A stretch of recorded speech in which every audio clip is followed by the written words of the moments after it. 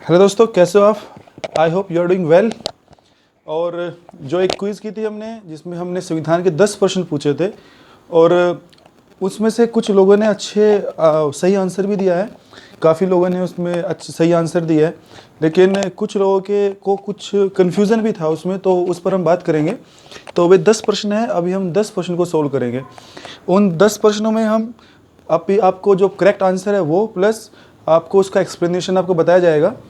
तो चलिए शुरू करते हैं। हम पहला प्रश्न, जो मैंने पहला प्रश्न पूछा था, तो पहला प्रश्न था कि वो कौन सा आर्टिकल है जो अनटचेबिलिटी के लिए मना करता है। वो कौन सा आर्टिकल है हमारे संविधान में, कौन सा अनुच्छेद है जो अनटचेबिलिटी को मना करता है, जो एबोलिशन ऑफ अनटचेबिलिटी को जो है वो प्रोविज़न है हमारे संविधान के अंदर, वो कौन सा है? तो वो है हमारा आर्टिकल 17। वो है हमारा आर्टिकल 17, जो कहता है abolition of untouchability. Abolition of untouchability, इसका मतलब क्या होता है? हमारे संविधान में जो है आर्टिकल 17 दिया हुआ है, ये कहता है एबोलिशन ऑफ अनटचेबिलिटी, मतलब जो अस्पृश्यता है उसको समाप्त करना। इसका मतलब है कि कोई भी किसी के साथ छुआछूत नहीं करेगा। अब ये छुआछूत का मतलब क्या है? ये जो अनटचेबिलिटी है, इसका मतलब क्या है? इसका मतलब जो है संविधान के अंदर कहीं भी डिफाइन नहीं है। इसका संविधान के अंदर कहीं मेंशन नहीं कर रखा कि अनटचेबिलिटी क्या है।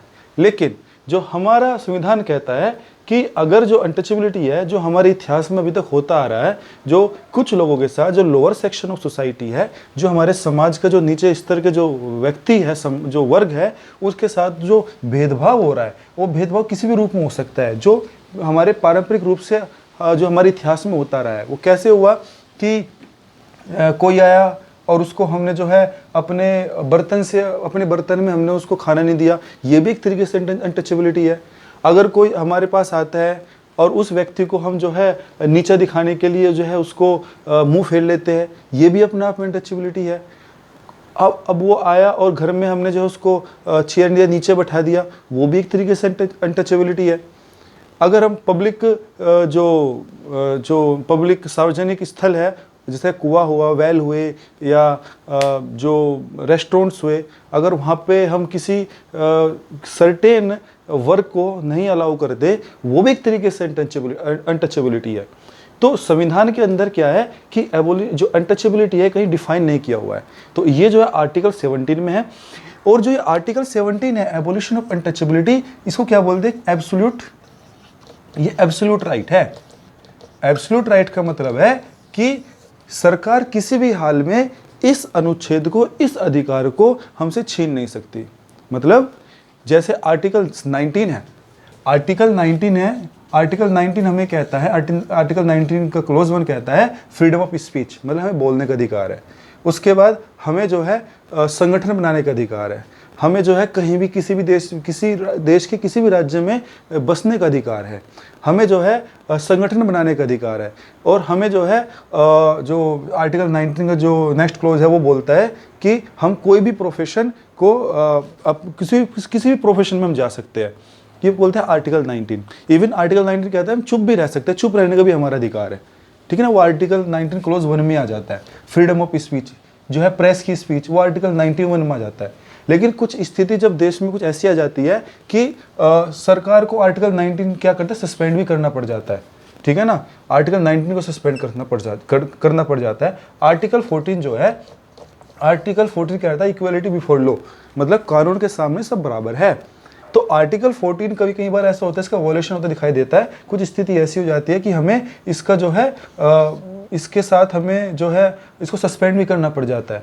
कई चीज़ों में जो है इसके एक्सेप्शन भी साथ में दिए हुए हैं। जैसे हम देखें तो जैसे आर्टिकल 15 की हम बात करें, तो आर्टिकल 15 में कहता है कि सरकार जो है, मतलब हम किसी प्रकार का भेदभाव नहीं करेंगे। किस बेस पर?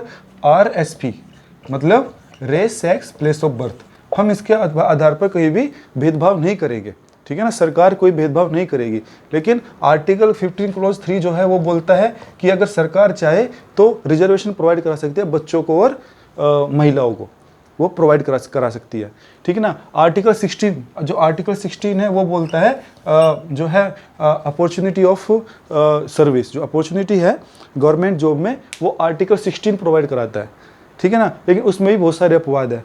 कुछ राज्य चाहे तो अपना डोमिसाइल अपने स्टेट के जो है सिर्फ उसी को ही उस डोमिसाइल के बेस पर ही सर्विस दे सकता है, ठीक है ना। तो ये जो आर्टिकल 17 कहता है अपॉर्चुनिटी ऑफ एम्प्लॉयमेंट, तो अधिकार जो है वो आर्टिकल 16 देता है, ठीक है ना। रिजर्वेशन जो है ये अपने आप में अपवाद है। तो कुछ प्रोविजन जो है उसमें मतलब एक्सेप्शंस दे रखी है, लेकिन जो आर्टिकल 17 है इसमें कोई अपवाद नहीं है। मतलब कि भाई आपको कुछ जगह छुआछूत करने का, अनटचेबिलिटी करने का अधिकार है, ऐसा बिल्कुल नहीं है। तो आर्टिकल 17 क्या है, इसमें कोई भी जो है ये एक एब्सोल्यूट राइट है और इसमें कोई एक्सेप्शंस नहीं दे रखे जैसे बाकी आर्टिकल्स में दिए हुए हैं, पहली बात। दूसरी बात, आर्टिकल 17 में जो हमने कई कानून बना रखे हैं। कानून क्या है, एक कानून हमने बनाया था आर्टिकल जो 17 है, उस कानून का नाम है untouchability offence act 1955। Untouchability offence act 1957, ठीक है ना। ये कानून जो है हम लेकर आए थे। इसके बाद अनटचेबिलिटी ऑफेंस एक्ट हो गया जो है 1955, और इसके बाद जो है एक हम लाए थे सिविल राइट्स एक्ट 1976। मतलब ये वही है कि अगर कोई अनटचेबिलिटी करता दिखाई देता है तो उसको जो है कानून के तहत सजा मिलेगी, उसे फाइन लगेंगे, ठीक है। तो आर्टिकल 17 के तहत जो कानून बने वो ये 2 कानून बनाए गए। इसके बाद हम देखते हैं SC/ST एक्ट भी आता है, वो भी कहीं ना कहीं इससे ही जुड़ा हुआ है, ठीक है ना। उसके बाद हम SC/ST एक्ट कर भी चुके हैं। जो SC/ST एक्ट है ये हम पूरा पिछली वीडियो में कर भी चुके हैं। तो ये पूरा था आर्टिकल 17 के बारे में, तो इसको मैं एक बार फिर से बता देता हूँ आपको। आर्टिकल 17 क्या है, इसमें एबोलिशन ऑफ अनटचेबिलिटी की बात करते हैं। अनटचेबिलिटी संविधान में कहीं मेंशन नहीं है, ये एक एब्सोल्यूट राइट है, मतलब इसका कोई अपवाद नहीं है, इसको छीना नहीं जा सकता, ठीक है। आर्टिकल 17 के आधार पर जो है कानून बनाए गए हैं। जो पहला कानून था वो था अनटचेबिलिटी ऑफेंस एक्ट 1955 और दूसरा बना है सिविल राइट्स एक्ट 1976, और इसके अलावा SC एक्ट, ST एक्ट जो बने हुए हैं वे भी एबोलिशन ऑफ अनटचेबिलिटी के तहत बने हुए हैं। तो ये था हमारा आर्टिकल नंबर 17। अब हमारा जो नेक्स्ट क्वेश्चन था, जो हमारे क्विज में नेक्स्ट सवाल था, वो था नेक्स्ट जो प्रश्न था हमारा वो था कि name the article in which there is provision of amendment of the constitution. वो कौन सा अनुच्छेद है जिसमें संविधान को संशोधन करने का अधिकार दिया हुआ है, कौन से अनुच्छेद के तहत दिया गया है। तो वो अनुच्छेद है आर्टिकल नंबर 368।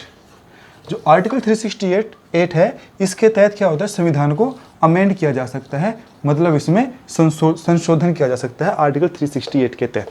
पहली बात तो याद रखनी है।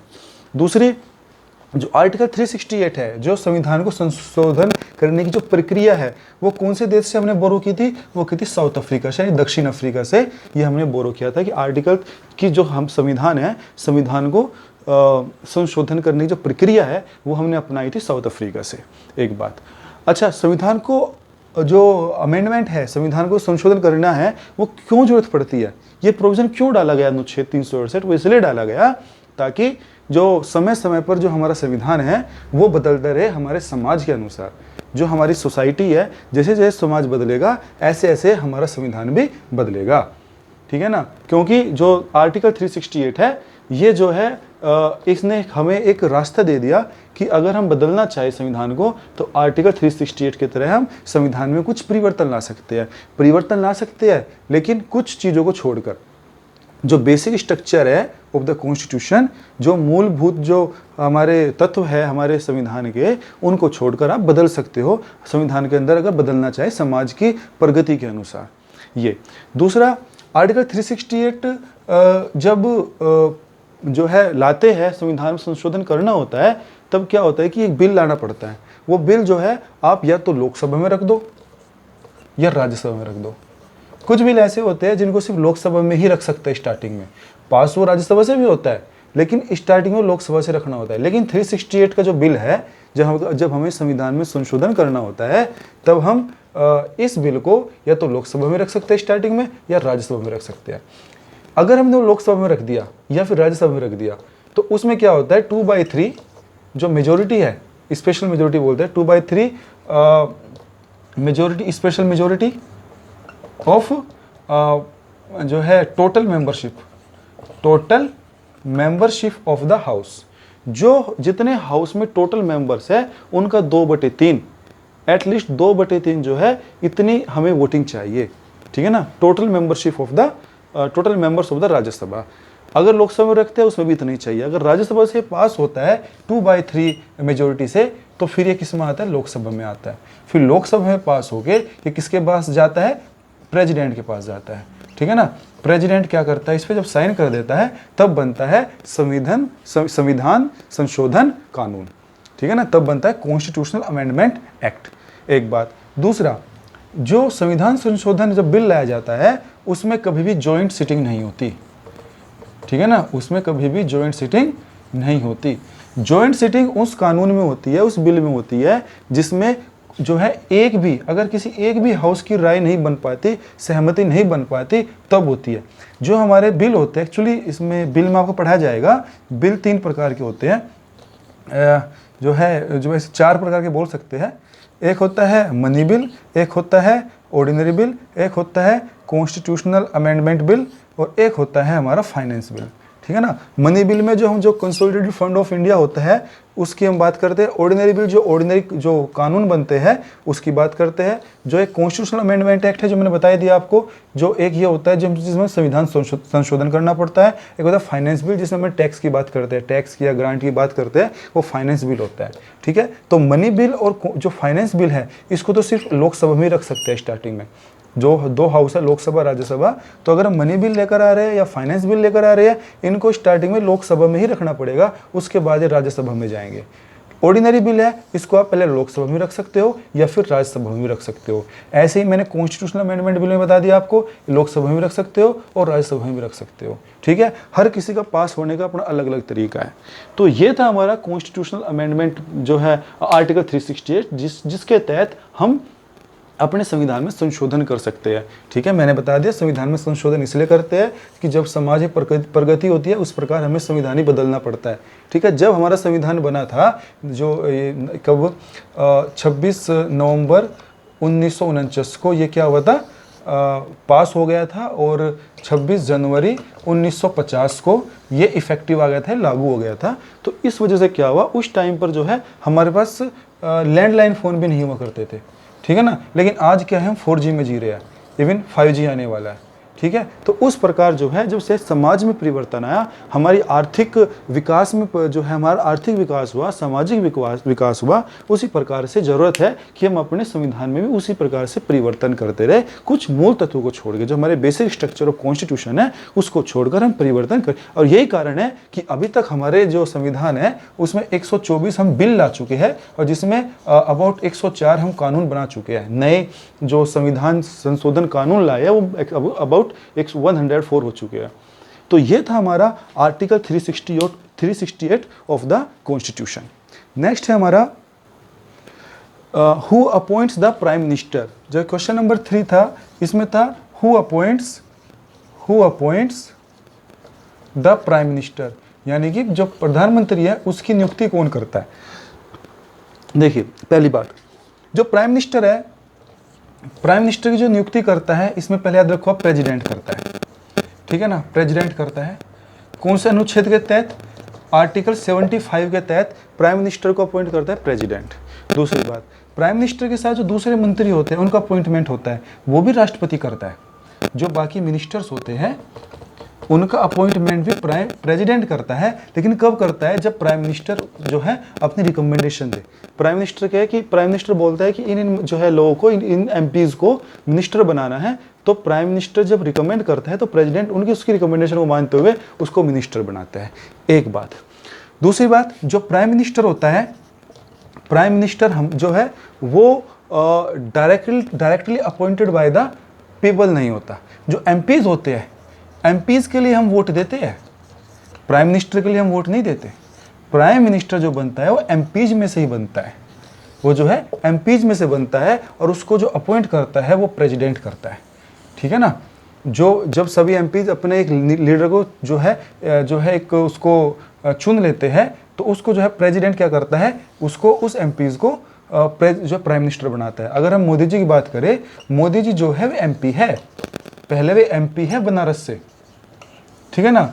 एमपी होने के बाद फिर जो है उनको अपॉइंट किया है किस पोस्ट पे, प्रेसिडेंट की पोस्ट पे, प्राइम मिनिस्टर के पोस्ट पे, किसके द्वारा, प्रेसिडेंट के द्वारा, ठीक है ना। तो प्राइम मिनिस्टर का अपॉइंटमेंट कौन करता है, प्रेसिडेंट करता है आर्टिकल 75 के तहत। दूसरे जो मिनिस्टर्स हैं उनका भी कौन करता है अपॉइंटमेंट, प्रेसिडेंट करता है प्राइम मिनिस्टर की अनुशंसा पे, ठीक है ना। तो ये था who appoints the prime minister, answer है प्रेसिडेंट। नेक्स्ट है हमारा प्रश्न है हमारा, who presides the joint sitting of the parliament, ठीक है ना। जो जॉइंट सिटिंग है, जॉइंट सिटिंग जो होती है पार्लियामेंट में, उसकी चेयरमैनशिप कौन करता है, यानी उसको प्रिजाइड कौन करता है, उसका अध्यक्ष कौन होता है। पहली बात हमें जॉइंट सिटिंग समझनी पड़ेगी। जॉइंट सिटिंग का जो प्रावधान है वो अनुच्छेद 105 में हमारे संविधान के। जॉइंट सिटिंग में क्या होता है कि जो हमारा पार्लियामेंट है, पार्लियामेंट में 2 हाउस है, लोकसभा और राज्यसभा। जो लोकसभा है, हम कोई अगर, मैंने कहा ना वो 2 बिल है, एक मनी बिल है, एक ऑर्डिनरी बिल है, एक फाइनेंस बिल है, ठीक है। मनी बिल को सबसे पहले क्या रखते हैं, अगर हम मनी बिल की बात करें तो मनी बिल को हम सबसे पहले लोकसभा में रखते हैं, यहाँ पे मनी बिल को, ठीक है। जब लोकसभा मनी बिल को पास कर देता है तो ये जाता है राज्यसभा के पास, मनी बिल जाता है राज्यसभा के पास। और इसके जो है, जब राज्यसभा के पास जाता है, अब राज्यसभा या तो उसको पास कर दे मनी बिल को, ठीक है, या फिर उसको कैंसिल कर दे, या इसको पेंडिंग में डाल दे। 3 ऑप्शन है राज्यसभा के पास। मनी बिल है, सबसे पहले ये लोकसभा में ही रखा जाएगा। जब भी लोकसभा इसको पास कर देती है, राज्यसभा में जाता है। राज्यसभा या तो उसको पास कर दे, या उसको मना कर दे कि हम पास नहीं करेंगे, या फिर इसको जो है पेंडिंग में डाल दे। अगर ये पास कर देता है तो अच्छी बात है, ये प्रेसिडेंट के पास जाएगा और राष्ट्रपति साइन कर देगा, तो ये जो है कानून बन जाएगा। अगर ये राज्यसभा पास नहीं करती तो क्या होगा, अगर राज्यसभा पास नहीं करती, ये वापस जो है इसके पास जो है लोकसभा के पास आता है, ठीक है ना। ये लोकसभा के पास आता है और लोकसभा जो है इसको पास करके प्रेसिडेंट के पास भेज देती है। तीसरा, अगर राज्यसभा इसे पेंडिंग में डाल देती है, तो जब पेंडिंग में डाल देगी तो राज्यसभा क्या होगा, इसमें 14 डेज जब इसे हो जाएंगे पेंडिंग में, तो ये अपने आप ऐसा मान लिया जाएगा कि जो है राज्यसभा ने भी इसको पास कर दिया। इसमें थोड़ा करेक्शन है, सॉरी, इसमें करेक्शन है। राज्यसभा इसको पास नहीं करती अगर, ठीक है ना, वो इसको जो है ऑब्जेक्ट कर देती है, तो क्या होगा, ये वापस जो है, जो ऑब्जेक्ट मतलब कैंसिल कर दिया और बोल दिया कि जो है इसमें कुछ ये चेंजेस करने चाहिए, ये लोकसभा के पास जाएगा, ठीक है। लोकसभा जो है इसको या तो इसकी अनुशंसा को माने या नहीं माने। अगर मान लेती है, ठीक है ना, अगर मान लेती है तो ठीक है, पास माना जाएगा। अगर नहीं मानती तो ये क्या है, दोबारा से फिर राज्यसभा के पास जाएगा और राज्यसभा क्यों है, फिर वही 14 डेज के अंदर अगर वो पास कर देती है, नहीं करती तो अब की बार माना जाएगा इसने जो है, ये जो है राज्यसभा ने इसको अप्रूव कर दिया। राष्ट्रपति के पास जाएगा, राष्ट्रपति जो है साइन कर देगा, कानून बन जाएगा, ठीक है। जब मनी बिल का केस हो तो मनी बिल में ज्वाइंट सीटिंग नहीं होती, क्योंकि इसके पास पावर छोड़े ही नहीं, राज्यसभा के पास ये शक्ति है ही नहीं कि वो जो है मनी बिल पर कोई ऐसा एक्शन ले सके, या तो वो जो है सिर्फ अनुशंसा दे सकते हैं, वो भी सिर्फ एक बार। दूसरी बार में वो पास करना ही पड़ेगा, नहीं करा तो 14 दिन के अंदर अपने आप मान लिया जाएगा कि कानून पास हो गया। तो जॉइंट सिटिंग का जो प्रोविजन है मनी बिल में तो है ही नहीं। दूसरी बात रही जो है फाइनेंस बिल। फाइनेंस बिल जो है इसमें भी पैसों का मैटर होता है, लेकिन वो इसमें जो मैटर होता है फाइनेंस के अंदर, वो टैक्सेस का होता है। टैक्स होगी या कोई ग्रांट होगी तो फाइनेंस में आता है। टैक्स जो है, अगर कोई टैक्स कम करना है, ठीक है ना, तो उसमें जो है फाइनेंस बिल लाया जाता है। फाइनेंस बिल को भी सबसे पहले लोकसभा में रखते हैं, और जैसे ही लोकसभा में फाइनेंस बिल को रखते हैं, ये बिहेव करता है एज एन ऑर्डिनरी बिल, ठीक है ना। लेकिन कंडीशन पहले यही है कि फाइनेंस बिल को सबसे पहले लोकसभा में ही रखना पड़ेगा। जैसे ही फाइनेंस बिल को लोकसभा में रख दे तो ऑर्डिनरी बिल की तरह बिहेव करता है। अब ये ऑर्डिनरी बिल क्या है, ऑर्डिनरी बिल जो है, ऑर्डिनरी बिल को या तो आप लोकसभा में रख दो या राज्यसभा में रख दो, मर्जी है। जैसे ही आपने इसको मान लो लोकसभा में रख दिया, ऑर्डिनरी बिल को लोकसभा में रखने के बाद जैसे ही लोकसभा ने पास किया तो लोकसभा ने पास किया तो राज्यसभा के पास जाएगा। राज्यसभा ने अगर इस पर 6 महीने तक कोई डिसीजन नहीं लिया, या तो राज्यसभा इसको पास कर दे, वही कंडीशन है, राज्यसभा तो पास कर दे, या फिर इसको कैंसिल कर दे, या फिर इसको पेंडिंग डाल दे। मैं ऑर्डिनरी बिल की बात कर रहा हूँ। तो ऑर्डिनरी बिल में अगर ये पास कर देता है तो ठीक है, राष्ट्रपति के पास जाएगा, साइन हो जाएगा।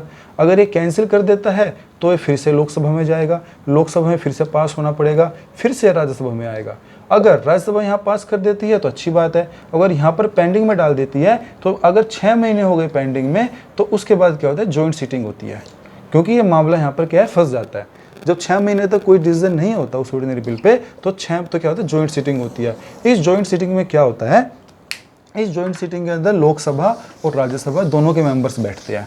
जो लोकसभा के एमपीज है और राज्यसभा के एमपीज है, वे दोनों बैठते हैं, और उन दोनों के बैठने के बाद उस पर फिर डिसीजन लिया जाता है, वोटिंग होती है उस बिल के ऊपर।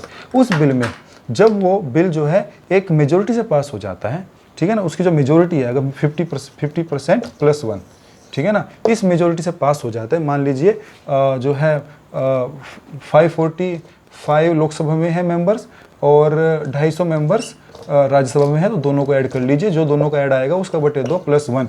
अगर इतने ने पास कर दिया तो वो क्या होगा, उसको पास मान लिया जाएगा कि उसको ऑर्डिनरी बिल को। तो उस प्रोविजन में होती है जॉइंट सीटिंग, जो 105 में आती है, और इसकी जो प्रिजाइड करता है, पहली बात, जब ये जॉइंट सीटिंग होगी तो इसकी जो अध्यक्षता करेगा वो करेगा speaker of Lok Sabha, speaker of Lok Sabha. एक बात, जो वाइस प्रेसिडेंट है, वाइस प्रेसिडेंट को बोलते हैं चेयरमैन। कब, जब वो राज्यसभा की अध्यक्षता करता है। लोकसभा की अध्यक्षता करता है स्पीकर और राज्यसभा की अध्यक्षता करता है चेयरमैन। चेयरमैन जो हमारा उपराष्ट्रपति होता है, जो उपराष्ट्रपति का काम करता है उसको वाइस प्रेसिडेंट बोलते हैं, और जब वो राज्यसभा के चीफ का काम करता है, राज्यसभा के प्रिजाइडिंग ऑफिसर का काम करता है, तो उसको बोलते हैं चेयरमैन। एक बात ये। दूसरा, तो जॉइंट, लेकिन अगर जॉइंट सीटिंग हो रही है तो जॉइंट सीटिंग की जो अध्यक्षता करेगा वो स्पीकर करेगा, ठीक है। और अगर ये भी नहीं है, स्पीकर नहीं है, तो फिर डिप्टी स्पीकर करता है। डिप्टी स्पीकर कौन होता है, स्पीकर के नीचे जो होता है लोकसभा के अंदर, ठीक है। तो ये था हमारा जॉइंट सीटिंग का प्रोविजन। तो आई होप ये आपके समझ में आया होगा। नेक्स्ट प्रश्न लेते हैं हम। नेक्स्ट प्रश्न था हमारा कि in which house of the parliament the money bill is introduced. मैंने आपको बता ही दिया ऑलरेडी कि जो मनी बिल है हमारा, मनी बिल, पहली बात, मनी बिल आता है अनुच्छेद 110 में। संविधान के जो अनुच्छेद 110 है उसमें आता है मनी बिल। जो मनी बिल है इसको मैंने बता दिया कि सबसे पहले लोकसभा में ही रखते हैं, और लोकसभा के बाद ये क्या जाता है, राज्यसभा में जाता है। राज्यसभा अगर इसे 14 दिन तक पास नहीं करती तो मान लिया जाता है पास हो गया, ठीक है। राज्यसभा के पास सीमित पावर होती है मनी बिल के। जो धन विधेयक है, धन विधेयक के जो रिस्पेक्ट में राज्यसभा के पास सीमित पावर होती है, सिर्फ 14 डेज तक वो रोक सकता है, ठीक है ना। एक बात। दूसरी बात, जो मनी बिल है मैंने बता ही दिया कि मनी बिल को सबसे पहले कहाँ रखते हैं, लोकसभा में रखते हैं। और यही हमारा प्रश्न था कि मनी बिल को जो है कौन से हाउस ऑफ पार्लियामेंट है उसमें इंट्रोड्यूस किया जाता है, तो ये रखा जाता है लोकसभा में। और मनी बिल में जॉइंट सीटिंग कभी नहीं होती, ठीक है, और इसमें राज्यसभा के पास सीमित शक्ति होती है। अगला प्रश्न है हमारा, क्वेश्चन नंबर 6 है हमारा, who has power to promulgate the ordinance in the state. मतलब राज्य में अध्यादेश जारी करने की शक्ति किसके पास है। अध्यादेश, देखिए अध्यादेश, अध्यादेश को इंग्लिश में बोलते हैं ऑर्डिनेंस। ऑर्डिनेंस, देखिए अध्यादेश जो है, अध्यादेश तब जारी किया जाता है जब हम जो अगर हम सेंटर की बात करें, पार्लियामेंट की बात करें, तो पार्लियामेंट का कोई सा भी जो हाउस सेशन में ना हो, है ना। हमारे 3 सेशन होते हैं ना, विंटर सेशन, समर सेशन और मॉनसून सेशन। अगर इसके बीच में कहीं जो है ऐसी कुछ स्थिति आ गई कि कानून बनाने की ज़रूरत है, कानून जो बनता है वो पार्लियामेंट से ही बनता है, और वो जो सेशन बैठता है विंटर में बैठता है या समर में बैठता है या फिर मॉनसून में बैठता है, ठीक है ना। तो इसमें क्या होता है कि जो हमारा जो अध्यादेश है, अध्यादेश तब आता है जब हमारा सेशन में कोई सा भी हाउस ना हो। तो उसमें क्या करता है कि अगर हम सेंटर की बात करें तो सेंटर में तो प्रेसिडेंट, ठीक है ना। अगर हम विधानसभा की बात करें, राज्य की बात करें, तो उसमें गवर्नर, वो क्या करता है, एक कानून जो है जारी कर देता है, एक ऑर्डिनेंस ऐसे ही जारी कर देता है, ठीक है ना। वो ऑर्डिनेंस जारी कर देता है, और वो ऑर्डिनेंस जारी होने के बाद जब कभी भी सेशन बैठता है, जब भी अगर पार्लियामेंट के दोनों हाउस बैठते हैं, या फिर हम राज्य की बात करें तो विधानसभा के दोनों हाउसेज, अगर एक हाउस है तो सिर्फ विधानसभा है, तो जब विधानसभा बैठती है उस वक्त जो है विधानसभा उसको पास कर देती है, अगर तो कानून बन जाता है, ठीक है। अगर वो नहीं करती तो कानून नहीं बन पाता। एक बात, क्योंकि कानून जो राज्य, अगर हम स्टेट की बात करें, अगर राज्यपाल कोई अध्यादेश जारी करता है तो वह राज्यपाल भी, सरकार बोल रही है तो सरकार के कहने पर ही अध्यादेश जारी करता है, तो वो क्या है कि मोस्टली कानून बन ही जाता है। ऐसे ही पार्लियामेंट में जब प्रेसिडेंट बोलता है कानून बनाने के लिए तो मोस्टली बन ही जाता है, क्योंकि वो आदेश जो है सरकार का होता है। तो अगर हम सेंटर की बात करें तो सेंटर में तो प्रेसिडेंट ऑर्डिनेंस जारी करता है यानी अध्यादेश जारी करता है, और हम स्टेट की बात करें तो स्टेट में गवर्नर अध्यादेश जारी करता है यानी ऑर्डिनेंस इशू करता है। प्रेसिडेंट के पास जो पावर है अध्यादेश जारी करने की वो जो है आर्टिकल नंबर 123 में है, और अगर हम गवर्नर की बात करें तो गवर्नर के पास शक्ति है 213 में, अनुच्छेद 213 और अनुच्छेद 123, ठीक है ना। तो ये है अध्यादेश। तो अध्यादेश को मैं फिर से बता रहा हूँ आपको, तो मैक्सिमम जो है इसको 6 महीने, क्योंकि एक चीज़ है हमारे संविधान के अंदर ये है कि 6 महीने के अंदर अंदर मतलब जब हमारा हाउसेस बैठते हैं तो मान लीजिए आप मानसून सेशन बैठ गया, ठीक है, मानसून सेशन के बाद जो है अगला सेशन जो बैठेगा वो 6 महीने से ज़्यादा नहीं होनी चाहिए, 6 महीने के अंदर अंदर जो है सेशन बैठना जरूरी है, ठीक है ना। तो जो अध्यादेश है मैक्सिमम 6 महीने तक का जो है अध्यादेश जो है वो उसकी लाइफ रह सकती है, मैक्सिमम 6 महीने तक उसकी लाइफ रह सकती है। और जैसे ही वो कानून, जैसे सेशन बैठता है और वो कानून पास हो जाता है अध्यादेश, तो क्या बन जाता है, वो एक परमानेंट कानून बन जाता है। प्रेसिडेंट की अगर हम सेंटर की बात करें तो प्रेसिडेंट के पास पावर है अनुच्छेद 123 के तहत सेंटर में, और अगर हम स्टेट की बात करें तो गवर्नर के पास पावर है अनुच्छेद 213 के तहत कि वो अध्यादेश को जारी करे। अगला सवाल है हमारा, इसमें है हमारा what is the quorum of each house of the parliament. देखो अगर हम पार्लियामेंट की बात करें, पार्लियामेंट के 2 हाउस होते हैं, लोकसभा और राज्यसभा। अगर हम विधान इसकी लेजिस्लेटिव असेंबली की बात करें, ठीक है ना, अगर हम इसकी लेजिस्लेचर की बात करें किसमें, स्टेट में, अगर हम स्टेट की बात करते हैं तो स्टेट में भी है, कुछ स्टेट में 2 हाउस होते हैं, कुछ में 1 होता है। अगर हम 2 मान के चलते हैं, ठीक है ना, 2 मान के चलते हैं, एक है विधानसभा, एक है विधान परिषद, लेजिस्लेटिव असेंबली और लेजिस्लेटिव काउंसिल। जैसे यूपी है, यूपी के अंदर लेजिस्लेटिव असेंबली भी है, लेजिस्लेटिव काउंसिल भी है, ठीक है। लेकिन जो अदर स्टेट्स है जैसे कि राजस्थान है तो राजस्थान में सिर्फ विधानसभा है, गुजरात में सिर्फ विधानसभा है, ठीक ना, केरला में सिर्फ विधानसभा है, ठीक है, तमिलनाडु में सिर्फ विधानसभा है, लेकिन बिहार में और यूपी में और महाराष्ट्र में क्या है, विधान परिषद भी है, ठीक है ना। तो मेन क्या है, तो विधानसभा है। तो विधानसभा इसमें क्या होता है, अगर पार्लियामेंट के पास जो है लोकसभा है, राज्यसभा है, ये तो है ही, इसमें लेजिस्लेचर जो स्टेट है, स्टेट की लेजिस्लेचर, उसमें तो विधानसभा होगी या विधान जो है साथ में विधान परिषद भी हो सकती है या नहीं भी हो सकती। इसमें क्या होता है कि इसकी जो सीटिंग होती है लोकसभा में, जो एमपीज बैठते हैं, अगर टोटल एमपीज कितने हैं 545, अगर 540 का 1/10 आता है मिनिमम, है ना। जैसे हम स्कूल में भी स्कूल में जो है क्लास करते हैं तो क्लास में मैडम कहती थी कि जो है आज तो बच्चे बहुत कम आ रहे हैं, ठीक है ना। अगर हमारी क्लास जो है 50 की होती थी, 50 की स्ट्रेंथ है, ठीक है, उसकी मैडम कहती थी कि जब थोड़े बहुत ही बच्चे आएंगे तो हम क्या करेंगे, क्लास लेंगे। तो अगर इसका ऐसे क्या होता है, लोकसभा में भी सेशन तब चलता है जब कम से कम 1/10 किसका, 545 का, कितना हो गया 54, यानी कि 0.5 रन फिगर लीजिए, 55 कम से कम चाहिए किसमें, लोकसभा में, यानी कि 1/10 ऑफ मेंबर्स, ठीक है ना, पर जो है टोटल स्ट्रेंथ के 1/10 चाहिए। दूसरा राज्यसभा में 1/10 चाहिए, मतलब किसका कितना का 250/10 कितना हो गया 25, एटलीस्ट 25 चाहिए। विधानसभा की हम बात करें तो विधानसभा हमारी कितनी है, हमारी 500 है, 500/10 चाहिए, यानी 50 तो एटलीस्ट चाहिए ही चाहिए, ठीक है। दूसरा ऐसे विधान परिषद में होता है, जहाँ जहाँ विधान परिषद है वहाँ भी 1/10 चाहिए। तो कहने का मतलब ये है, इसको बोलते हैं कोरम, उसको बोलते हैं कोरम। कोरम एटलीस्ट हमें 1/10 चाहिए, ठीक है ना। कोई भी सेशन चलाने के लिए हमें एटलीस्ट 1/10 कोरम चाहिए, ठीक है। ये जो कोरम दे रखा है अनुच्छेद 100 में दे रखा है, जो हमारे संविधान का अनुच्छेद 100 है उसमें दे रखा है प्रोविजन ऑफ कोरम, कि जो है किसी भी हाउस में, वो चाहे राज्य में हो या फिर इसमें पार्लियामेंट सेंटर में हो, उसमें क्या होता है कि एटलीस्ट 1/10 हमें कोरम चाहिए ही चाहिए।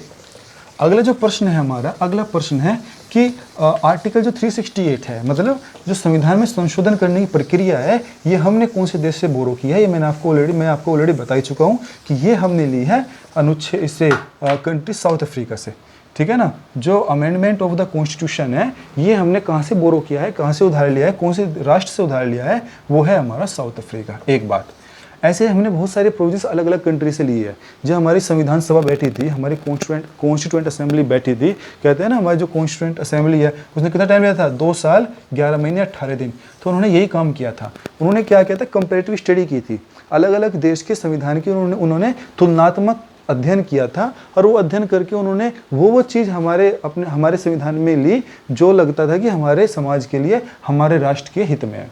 तो इसमें क्या हुआ कि जो संविधान में संशोधन करने की प्रक्रिया है वो हमने साउथ अफ्रीका से ले ली। जो न्यायिक पुनर्विचार करने की शक्ति है, जैसे कि जो इसको बोलते हैं इंग्लिश में जुडिशियल रिव्यू, ये जो हमने लिया अमेरिका से ले लिया। इसके बाद जो पार्लियामेंट की जो हमारी पार्लियामेंट प्रक्रिया थी, पार्लियामेंट सिस्टम जो हमने लिया वो हमने यूके से लिया, यूनाइटेड किंगडम से लिया। ठीक है, जैसे यूएसए के अंदर प्रेसिडेंशियल फॉर्म ऑफ गवर्नमेंट है, प्रेसिडेंशियल फॉर्म क्या बनता है, प्रेसिडेंट बनता है। ठीक है, वहाँ पावर प्रेसिडेंट के पास ज़्यादा होती है। लेकिन हमारे जो यूके है, जो हमारे अंदर हमारे यहाँ पर व्यवस्था है वो पार्लियामेंट्री फॉर्म ऑफ गवर्नमेंट की है, पार्लियामेंट्री फॉर्म ऑफ गवर्नमेंट की है, यानी कि संसद प्रणाली हमारे यहाँ पर है। तो जो संसद प्रणाली है वो हमने कहाँ से, यूनाइटेड किंगडम से ली। इसके अलावा अगर हम बात करें इसकी सिंगल सिटीजनशिप की बात करें तो हमने आयरलैंड से ली। किससे ली, आयरलैंड से ली हमने सिंगल सिटीजनशिप, मतलब एक व्यक्ति जो है सिर्फ एक देश का ही नागरिक हो सकता है। अगर आप इंडियन हो, ठीक है ना, और आप जाके यूएसए की भी नागरिकता लेते हो तो आपकी इंडियन की जो नागरिकता अपने आप खत्म हो जाएगी।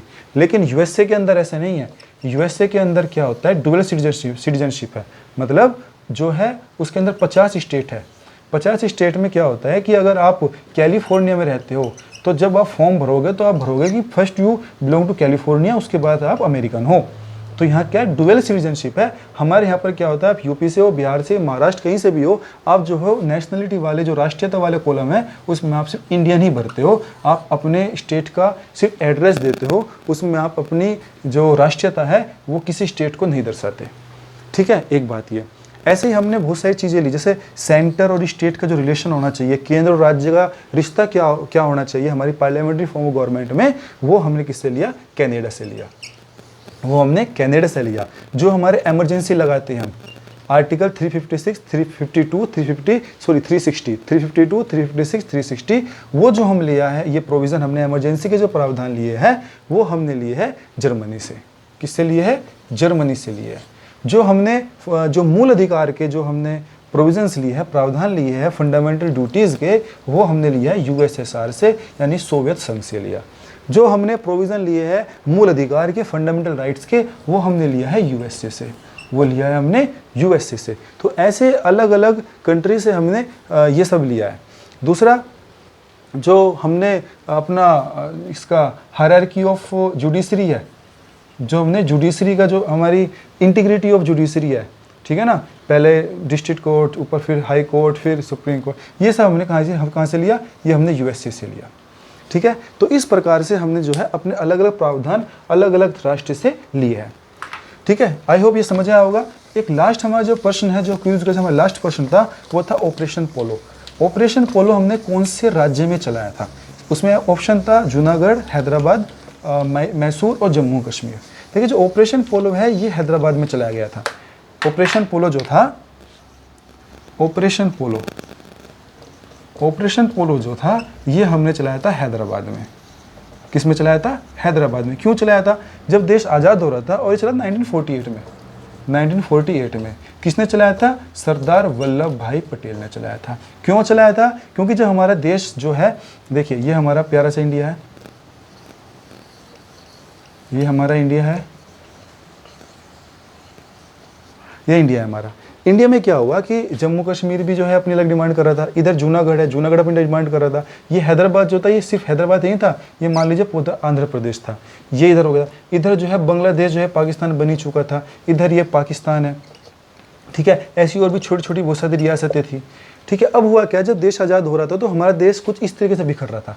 ये जो हमने गोले बनाए हैं कुछ इस प्रकार से अलग अलग ये अलग अलग जो है बहुत सारे देश बन रहे थे और सिर्फ इंडिया हमारा जो टुकड़ों में बटा हुआ था, ठीक है ना। एक हमारा बाल्कन स्टेट पूरा बन रहा था, हमारा बाल्कन कंट्री बना था, मतलब अलग अलग टुकड़ों में बटा हुआ था।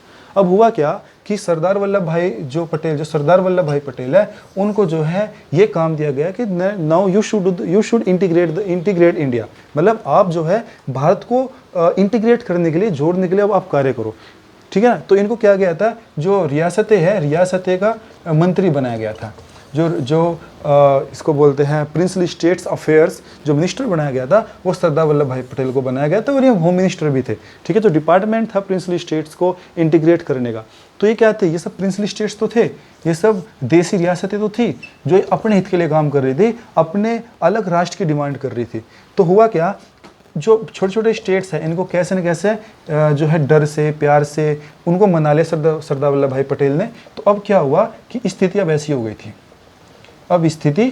हो गई थी, इधर जूनागढ़ को भी जो है यहाँ पे ऑपरेशन चलाया था, जूनागढ़ को भी हमने ले लिया था, ठीक है ना। स्थिति ऐसी हो रही थी कि इधर तो जम्मू कश्मीर को भी हमने जो है ये 1947 में ही अटैक हो गया था, पाकिस्तान ने अटैक किया था और ये जो है उस वक्त हमने ये भी, वो बात अलग है, थोड़ा बहुत हमारा ऐसे पूरा ले लिया था, ये हमारा स्टेट इतना मिल भी गया था। प्रॉब्लम कर रहा था हैदराबाद क्या करता है, बोला कि नहीं जो है मैं तो अपना अलग स्टेट की डिमांड, मतलब अपना अलग राष्ट्र रखूंगा, कोई बात नहीं। अब उसमें क्या हुआ कि सरदार वल्लभ भाई पटेल का दिमाग खराब हुआ कि भाई जो है देश के बीचों जो है सेंटर में, तो ये सेंटर नहीं मतलब नीचे जो है हैदराबाद आ जाएगा, ये तो दिक्कत हो जाएगी पूरे देश में, ठीक है ना। अब ये डिमांड कर तो फिर इसके फिर दूसरे मुँह उठाएंगे। तो इसने क्या किया, जब ये प्यार से नहीं माना, यहाँ पे जो निजाम था, निजाम नहीं मान रहा था, तो निजाम ने क्या किया, ये निजाम वही है, ये असदुद्दीन ओवैसी जो ये ब्रदर्स है इनके ही जो वंशज है, ये जब नहीं मान रहा था तो सरदार वल्लभ भाई पटेल ने यहाँ से ऑर्डर दिया आर्मी को, जाओ और यहाँ पर ऑपरेशन करो। तो ऑपरेशन का नाम रखा ऑपरेशन पोलो, ये चलाया था 1948 में। तो उसमें क्या किया कि इनको जो है सैन्य दबाव से जब जाके हैदराबाद को इंडिया के अंदर इन्होंने इंडक्ट किया था, हैदराबाद जो है इंडिया के अंदर इन्होंने इसको इंटीग्रेट किया था, तब जाकर पूरे भारत को जो है इन्होंने सरदार वल्लभ भाई पटेल ने इंटीग्रेट किया था। इसलिए बोलते हैं एकता दिवस जो हम मनाते हैं, याद रखना 31 October is the birth anniversary of Sardar Vallabh bhai Patel.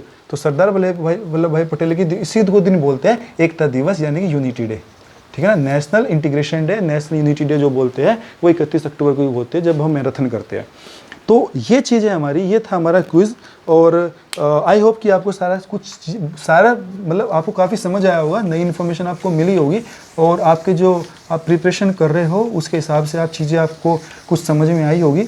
और जो हमारा मकसद है, जो हमारा पढ़ाने का मकसद है वो सिर्फ यही है कि जो हमारे ग्रामीण पृष्ठभूमि से जो बच्चे जुड़े हुए हैं, जहाँ पर समस्या हो, क्योंकि अब तो लॉकडाउन भी लगा हुआ था, कोरोना की वजह से इंस्टीट्यूट भी नहीं खुल रहे हैं, तो उन बच्चों को जो है जो रूरल एरिया में रह रहे हैं उन बच्चों को फ़ायदा हो, एक बात।